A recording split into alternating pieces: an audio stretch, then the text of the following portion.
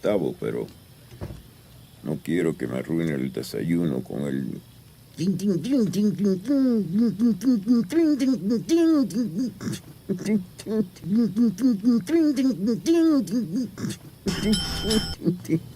Ay, ay, ay. What is up, Better Call Saul fans? My name is Merge, and we have to talk about Better Call Saul Season 6, Episode 9, titled Fun and Games. And this is your spoiler warning for everything Better Call Saul. So with that being said, in this video, I'm going to be doing a recap and a breakdown of this episode, and I'll be going over some predictions for what's to come in the final episodes. And if you could leave a like on this video and even consider subscribing to stay up to date with the latest content, I'd appreciate it. So like with episode 8, this looks to pick up right where the last one ended off, giving us an opening montage with Mike, Kim, and Saul and how they're going about their days. We see Saul getting a new sign for his building, and we see how he hasn't quite yet perfected the Saul Goodman persona. That's something we'll get back to later. Then we fade over to Kim at the courthouse, continuing to be a good lawyer as usual, and with her, she doesn't even miss a beat as she looks to have won all her cases. And I'm not entirely sure, but in this scene with her holding the picture of the battered woman, it may be a subtle foreshadowing of Kim's fate. There's nothing to prove that, but it's just the way they linger on the shot and how the woman kind of even resembles Kim a little bit. Then there's Mike and his men, and they're cleaning up the apartment, and we see these guys are thorough, showing us Mike removing the insulation in the wall to get the bullet out, and when they leave the apartment, it looks exactly as if though nothing happened. And when Kim and Jimmy come home, they look at where Howard's body was, and they decide to pack and head for a hotel for the night. We see Kim laying on the bed like there's so much on her mind, and we get our first piece of dialogue from Saul saying the bad choice road speech to Kim. Then, title sequence.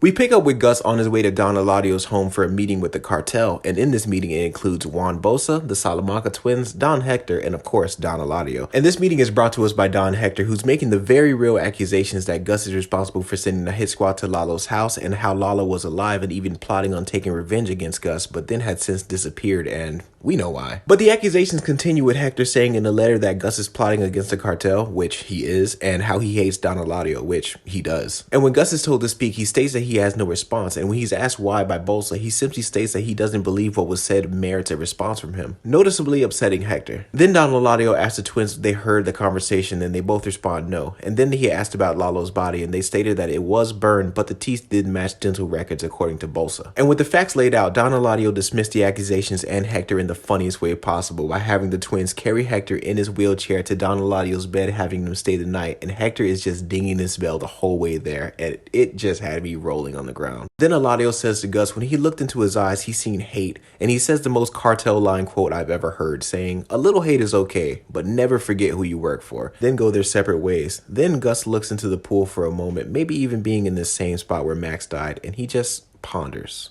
When Gus gets home, Mike gives him an update on the lawyers about how the police did speak to him, but ultimately the story's checked out. But without a body, the police can't close the case. But Mike assures Gus that the situation is as good as it's gonna get. Then Gus tells Mike that he wants to resume construction on the lab as soon as possible and even begin looking for a new engineer today. Later that night, we pick up with Gus, who's casually at a wine bar, really just looking super chill as he talks to a waiter about wine, and it's really just a contrast of how relaxed and happy he is versus earlier in the season when he couldn't even focus on a customer at work. And now he's engaged in a really in-depth conversation about wine, and it's a really pleasant conversation, and you almost forget what show you're watching. And as the waiter steps away, we see Gus take a sip of his wine, and then you see the happiness on his face fades as if a switch was turned on in his head. You see him excuse himself, pay his tab, and then he leaves as we linger onto the bottle before cutting away. Maybe the wine was expensive and Gus paid for it for the waiter, but I just don't know. And then we pick up with Mike as he gets home putting his equipment away, and then he notices Papa Varga's fake ID. He puts it away and then goes about his night watching TV, but he just can't shake the thought of Nacho's dad. So he decides to meet with him and talk about Nacho, mainly to give him some kind of closure. And when Mike says that there will be justice, Papa Varga just says, "What you talk about isn't justice. What you talk about is revenge, and it will never end." And he walks away telling Mike in Spanish that you gangsters are all the same. And with this, I'm a little torn because you can tell that Mike wanted to clear his consciousness for everything that happened with Howard, but it also feels like he's creating a loose end that may need to get taken care of somewhere down the line, because it does make you wonder why the Salamancas never came after Nacho's dad. I'm sure that'll be something that'll be addressed before the finale, but maybe something to keep in the back of your mind. We're now at Saul and Kim for the first time it feels in this episode, and they're waiting at the elevator, and judging by the trash can, we know that it's HHM. And we see that there's a memorial service going on for Howard at HHM. Saul and Kim talk to Rich about Howard, and then they get the news that HHM will be downsizing and moving to Florida and even changing its name, as predicted by the way, calling it an end to an era. But then they see Howard's wife Cheryl talking to Cliff Main, and Kim and Saul decides to pay their respects. And Cheryl cuts right to the chase and asks about the pranks that Jimmy was playing on Howard. He denies it, and Cheryl quickly takes notice, but then Then Saul switches the subject and says the reason why he picked on Howard was because he was jealous that he had Chuck's respect. But she doesn't believe it and wanted Jimmy to tell her what he told the police, very reminiscent of Lalo, and Saul even has the same cadence that he did when telling the lie to Lalo. Tell me again.